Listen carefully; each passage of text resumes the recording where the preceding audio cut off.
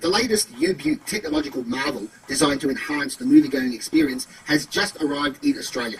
It's called 4DX and has been around since 2009, so it's taken a while for it to get here. Australia is the 50th country to get 4DX, and so far it's only available on one screen, and that's at the Gleaming Century City Village complex in Glen Waverley. In a nutshell, 4DX promises to turn films into an immersive and unforgettable adventure, as every seat in the entire cinema physically moves about in approximate synchronisation with the action unspooling on the screen. Also, you'll get blasted with water, wind, scents, mist and fog.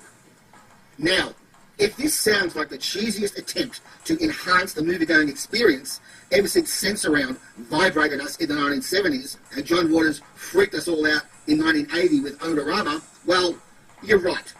But unlike those hokey add-ons, and like the annoying persistence of New Age 3D, 4DX wants to be seen as more than a mere gimmick.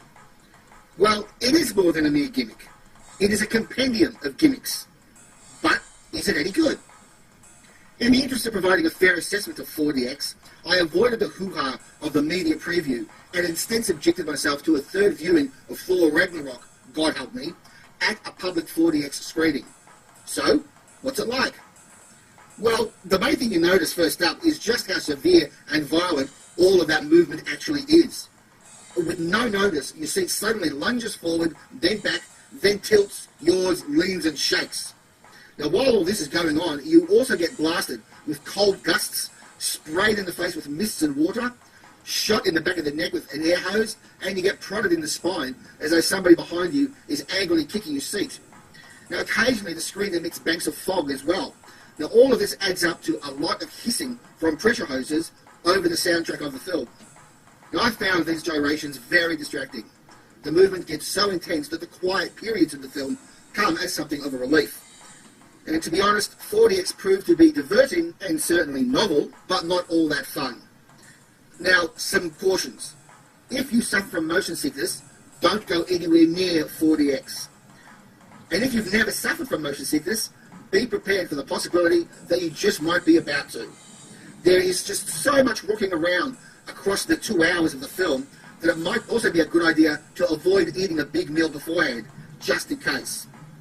And while hot drinks are not allowed in the 4DX theatre, soft drinks and popcorn are, and it is hard to imagine the stuff staying where it's supposed to during the assaults of these sudden cinema quakes. Now, I was lucky. Having seen Thor before, I could roughly anticipate where the rocky scenes were likely to hit. But the unsuspecting filmgoer could be in trouble. While you go to take a sip from your giant bucket of Fanta, a sudden jolt can splash the stuff all over the place, including your face. And the same, of course, goes with popcorn. So, let us all pray for the poor cinema staffers who have to go in after each screening and face the mess that a 4DX movie can create. There is, quite rightly, a long list of warnings and cautions when you buy your tickets online for a 4DX film. Now, these you must read thoroughly, especially if you're asthmatic, pregnant, or happen to weigh more than 120 kilograms. The warnings also appeared before the movie, but by then it might be a little bit too late to go get a refund.